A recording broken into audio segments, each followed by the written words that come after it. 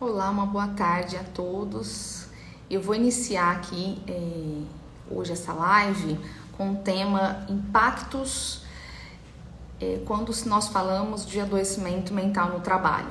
Quais os impactos que geram nas dimensões econômicas, financeiras, humanas, sociais, familiares e como algumas medidas de prevenção, intervenção, promoção, conscientização podem reduzir e mitigar esses impactos. Então, alguns indicadores são importantes para a gente poder ter dimensão de quão grande é esse desafio para todos nós, como trabalhadores, como sociedade e como humanidade. Oi, Cíntia, boa tarde. Eu comecei aqui já. Tudo bom? Vou ensinar para você aqui.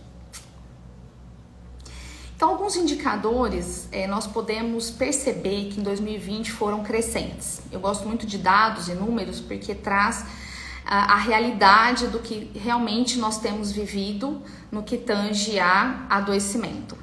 De fato, é uma epidemia, tá? Assim podemos considerar. Em 2020, nós tivemos 576 mil afastamentos, 26% superior a 2019. A depressão e a ansiedade foram maiores que 30% considerando o cenário de 2019. O Brasil é o país mais ansioso do mundo e a depressão no Brasil está em quinto lugar no tocante a indicador global. Então, olha para vocês verem aí a seriedade que nós precisamos, enfrentar de fato o adoecimento mental. 23 milhões de pessoas foram diagnosticadas com depressão em 2020. E eu trago também um número, é triste, mas precisamos também enfrentar, precisamos refletir sobre isso. Mas o suicídio tem sido um grande fator aí de preocupação por parte do poder público, por parte das empresas privadas, por parte das organizações, entidades em geral, porque nós tivemos um aumento considerável no mundo, foram 703 mil pessoas, em média, que morrem por ano de suicídio. Então, 9 pessoas por 100 mil habitantes, mais ou menos. 58% dos suicídios ocorreram com pessoas com menos de 50 anos, ou seja, pessoas jovens, a flor da idade. E no Brasil, 96,8% dos casos de suicídio estão relacionados à depressão. Então, um transtorno mental forte aqui, com evidência de suicídio, é a depressão. Os registros de suicídios se aproximam de 14 mil por ano e a cada dia 38 pessoas cometem suicídio no Brasil. Em 2021, o Ministério de Saúde classificou o suicídio como um problema de saúde pública.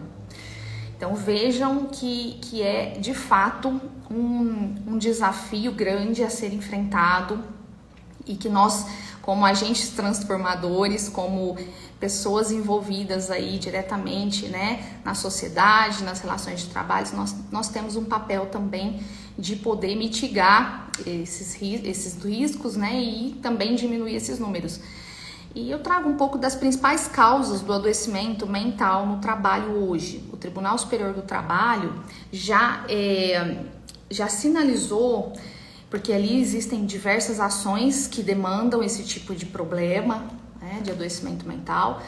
E as principais causas são exposição ao assédio moral, sexual, jornadas exaustivas, estresse intenso, eventos traumáticos, como acidente de trabalho, por exemplo, assaltos, enfim, qualquer violência física de impacto, que leve a alguma tragédia e algum trauma pessoal. A discriminação, a perseguição dos gestores e líderes, então aquela má comunicação entre líder e liderado, metas abusivas e pressão psicológica, sobrecarga de trabalho. Então, estes são as principais condições com as quais os trabalhadores convivem dentro de uma organização que levam ao adoecimento mental. Então, houve um estudo recente aí, um pouquinho anterior à pandemia, que estimou que 745 mil pessoas em todo o mundo morreram de AVC ou doença cardíaca isquêmica porque todos eles, né, foram constatados trabalhos superiores a 55 horas semanais. Então vejam que vai além, né, esse tipo de condição, esse tipo de organização dentro do ambiente de trabalho. Então os aspectos nas suas diferentes dimensões nós podemos chamar aqui de econômicos, da saúde, aspectos pessoais, humanos, aspectos familiares e também sociais. Então eu começo aqui por um aspecto de dimensão econômica e financeira, que nós temos alguns números também, 19,5 bilhões foram gastos com previdência social, auxílio doença no Brasil, tá? Esse número é de 2021 do INSS. 76,2 bilhões foram gastos com aposentadoria por invalidez, então muitas pessoas jovens estão se aposentando por invalidez, perdendo a sua capacidade funcional, sua capacidade, enfim, de trabalho mesmo. Oi Rita, boa tarde, tudo bem? Já iniciei aqui, tá? Mas aí a gente vai trocando ideia. 7,1 bilhões foram gastos com acidente de trabalho e anualmente a economia brasileira perde 4% do PIB com doenças e acidentes de trabalho. Então é um número bastante considerável, nós estamos aí falando em bilhões anualmente gastos com adoecimento físico, mental e acidente de trabalho. Então, no tocante à dimensão à saúde, nós vemos que a OMS, né, ela já deu essa notícia, eu acabei de falar aqui, Rita, para a Cíntia, que o Brasil é o país mais ansioso do mundo. A OMS, a Organização Mundial de Saúde, já indicou, e também o quinto com o maior número de depressão. Então a OMS ela já sinalizou que nós brasileiros temos sim um risco enorme de sofrer transtornos mentais, e muitos deles, né, poderiam ter sido evitados quando a gente fala especialmente em organizações de saúde, organizações de trabalho. Oi Lê, boa tarde, tudo bem? Que legal.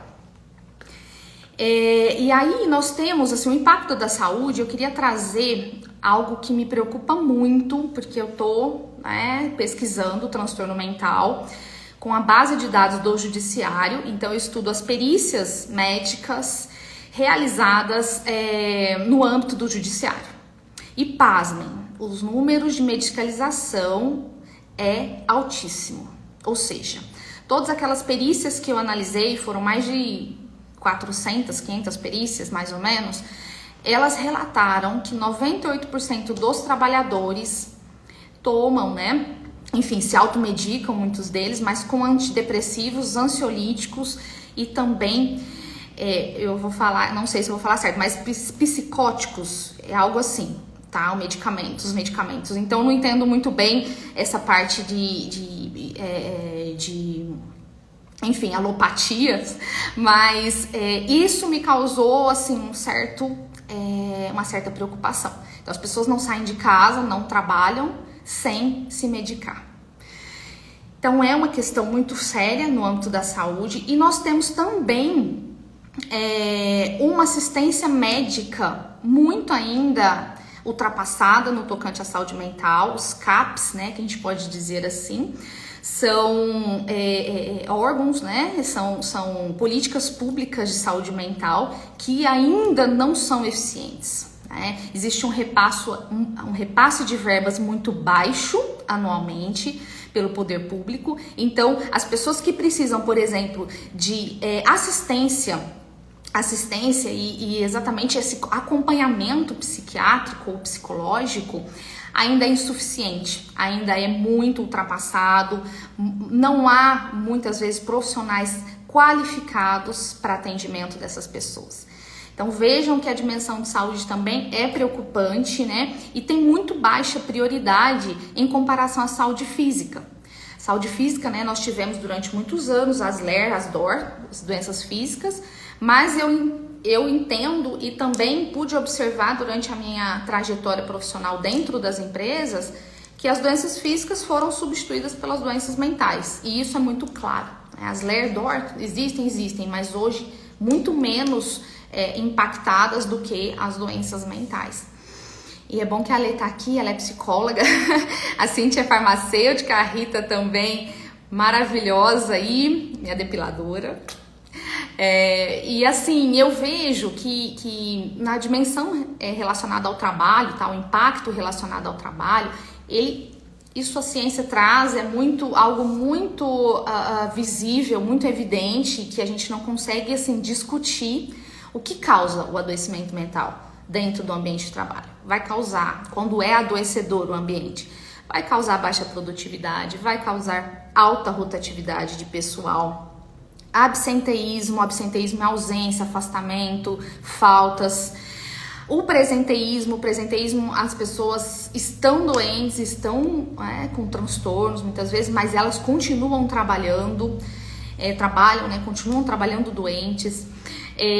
O baixo engajamento, né, o famoso quiet quitting, que está super na moda aí, um movimento bem, atual e começou nos Estados Unidos, eu não sei se vocês sabem, mas é um movimento que chegou depois da pandemia, que as pessoas começaram a refletir: o que vale a pena na vida? Será que vale a pena eu sair de casa, não sei o que, deixar os filhos na escola o dia todo, tal, eu não tô acompanhando eles, eu não, não estou tendo esse cuidado, essa atenção especial, ou enfim, estou deixando a minha vida pessoal, a social de lado por conta de trabalho. Então as pessoas começaram a refletir muito isso nos Estados Unidos, né? Eu acho que foi meio que geral. O que vale a pena? Então o trabalho é um fator primordial na vida de qualquer pessoa. Eu falo que deveria e deve ainda, eu tenho essa convicção, esse propósito comigo, que deve ser fator de desenvolvimento, de crescimento, de perspectiva de evolução, sempre. Mas quando ele é fator de adoecimento, as pessoas com certeza começam a questionar: vale a pena? Será que não vale? Então elas estão ali trabalhando, exercendo suas atividades, esse é o movimento quiet quitting, mas elas estão ali somente para receber o salário no final do mês, então elas não vão além. Não há engajamento, não há motivação, não há propósito e não há missão. Então, assim, é muito interessante porque as transformações do mundo do trabalho já têm relatado esse tipo mesmo de comportamento do trabalhador. E no âmbito social e humano nem se fala, né? É algo imensurável o dano, o impacto, porque a perda da capacidade potencial e efetiva, corporal e psíquica, do ser humano, do trabalhador, eu falo que não tem preço, né? Então a gente, quando perde essa possibilidade, né, de trabalhar, essa capacidade funcional de você sair de casa, se sentir útil, enfim, de você crescer ali, eu acho que não tem preço, né? Eu acho que nós, quando estamos, né, vamos dizer, numa fase, né, ativa, numa fase de experiências novas, eu acho que quando perdemos aí essa capacidade, eu entendo que seja uma das piores, né, crises que se pode enfrentar. Então a dimensão, já dentro, né, dessa social humana, nós podemos falar da dimensão familiar. Os números trazem também que pessoas que adoecem com transtornos mentais e impacta o entorno dela. E a família também é afetada, diretamente afetada. Os divórcios começam a ser mais recorrentes, o número de separações conjugais. E assim, relações interpessoais, comportamentais, entre familiares e filhos, tudo é afetado, né, quando uma pessoa adoece. Então vejam que o impacto ele é de diferentes dimensões, né? Os impactos são de diferentes dimensões. Então podemos pensar também sobre isso, por quê? Exatamente porque quando a gente fala em impactos negativos no ambiente de trabalho, nós precisamos, como agentes transformadores deste meio, como pessoas diretamente envolvidas nas relações de trabalho, nós precisamos pensar também em medidas que podem impactar positivamente esse cenário. Olá, professor Renato, tudo bem? Então, assim, eu acho bastante interessante a gente pensar como mudar esse cenário, né? Como ir além do discurso, como nós podemos ir além dos números. Isso faz toda a diferença.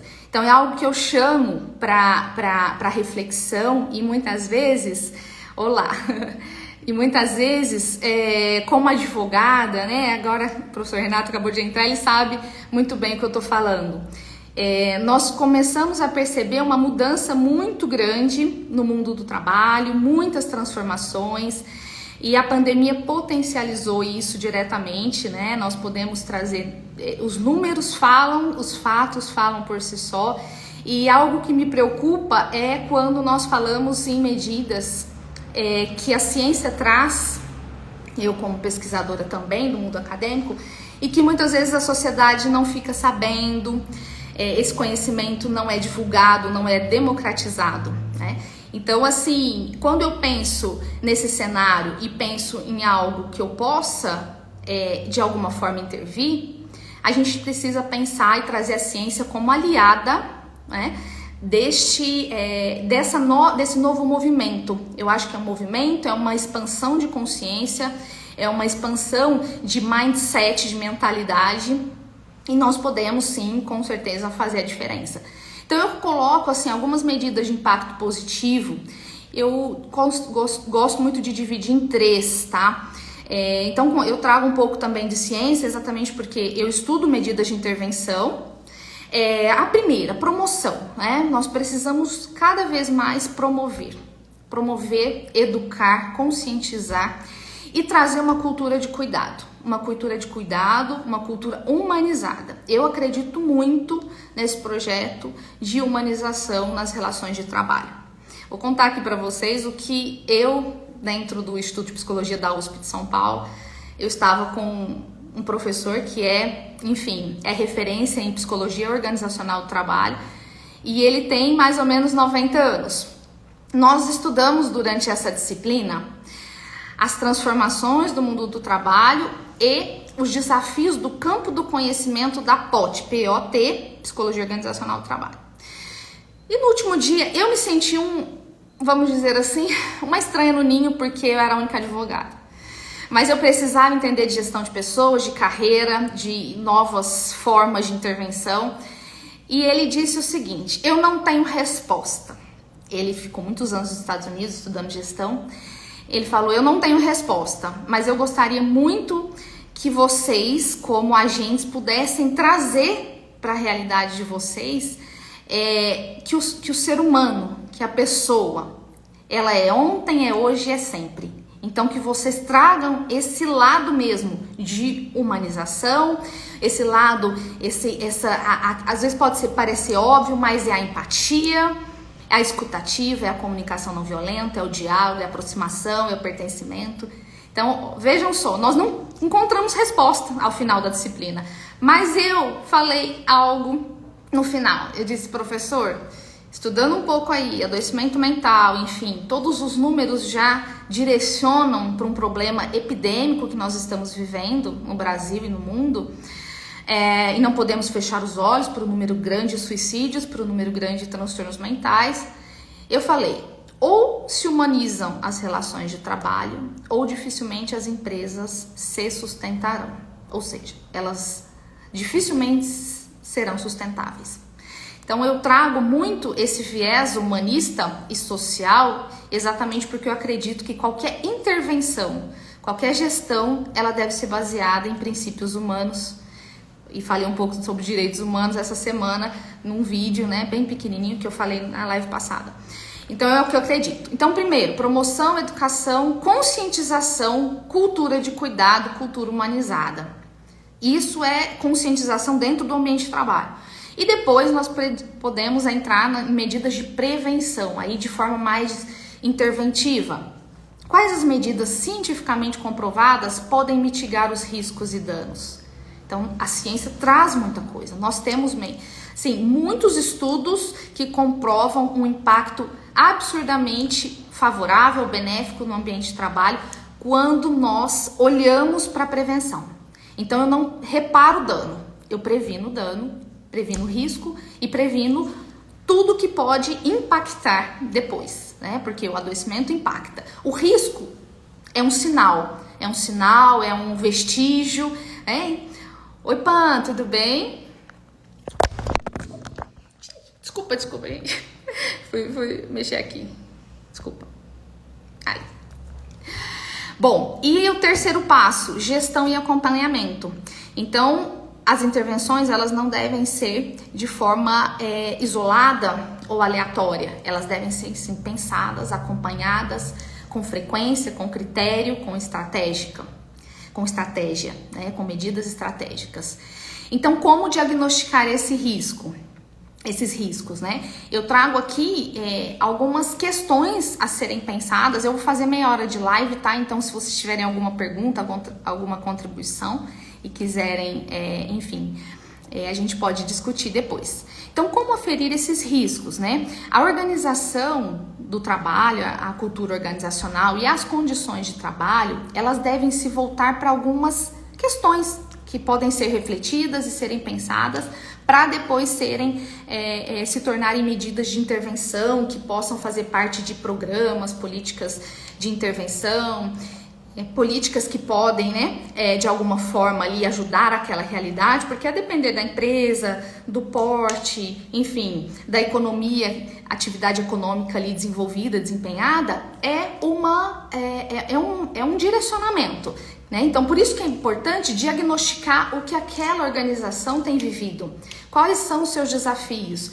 quais os perfis dos trabalhadores, quais as atividades econômicas que estão diretamente relacionadas, que podem ser causas de adoecimento ou não, potencializar competências, desenvolver, né, e qualificar as pessoas, exatamente porque...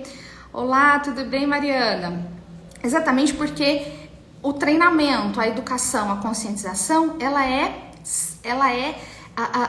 deve ser frequente, deve ser pensada de maneira muito estratégica para essa cultura cada vez mais se humanizar.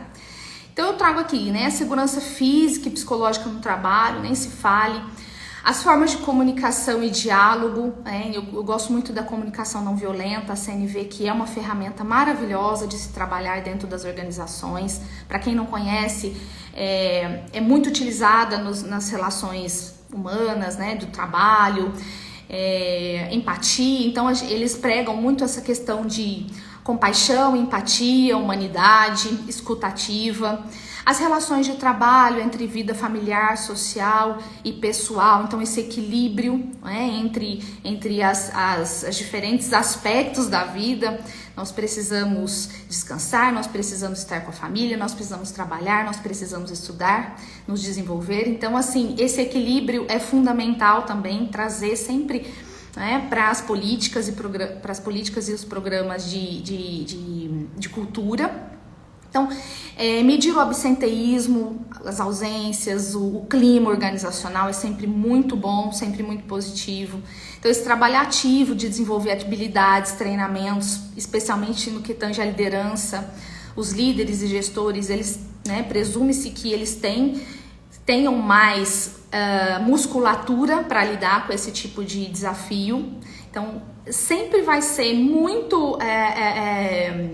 como eu digo, vai ser sempre muito desafiador a gestão por parte da liderança, dos líderes, terem esse olhar, né? Então a mentalidade, a expansão de consciência vem muito da gestão. É eles que lideram as equipes, eles que gerem as pessoas. Então eles devem sim ser sempre treinados, ser sempre educados. O lifelong learning, este é o caminho para qualquer liderança hoje. Nunca deixar de estudar, nunca deixar de desenvolver, potencializar as competências. Então, assim, influencia, né, em tudo. Então, as possibilidades de desenvolvimento no trabalho, as influências, né, que esses gestores têm diretamente com as equipes é muito importante. Então, trazer a liberdade, a autonomia, a integração da empresa e, ao final, o propósito é algo que eu estou estudando, assim, de maneira aprofundada. Eu acho que o propósito é o canal, é a base de qualquer significado no trabalho. Então as pessoas, elas vão trabalhar, elas devem sim pensar em propósito. E isso será cada vez mais frequente. Essas novas gerações vão trazer esse tipo de desafio para as culturas organizacionais, e as empresas devem estar preparadas para receber pessoas que estão diretamente alinhadas com propósito, missão e valores. Então eu termino aqui. Eu queria falar em meia hora, fazer em meia hora essa live. Se vocês estiverem aí, Lolo, tudo bem? Entrou agora, tudo jóia com vocês? Mas vai ficar gravada essa live, se vocês quiserem aí depois contribuir com alguma informação, com algum caso, tá? Eu fico à disposição. E no decorrer da semana que vem também eu faço alguns vídeos assim, com os temas abordados. E eu espero aí que vocês gostem, tá? E se Deus quiser, na próxima live a gente se encontra. Um beijo grande, muito obrigada aí pela presença de vocês.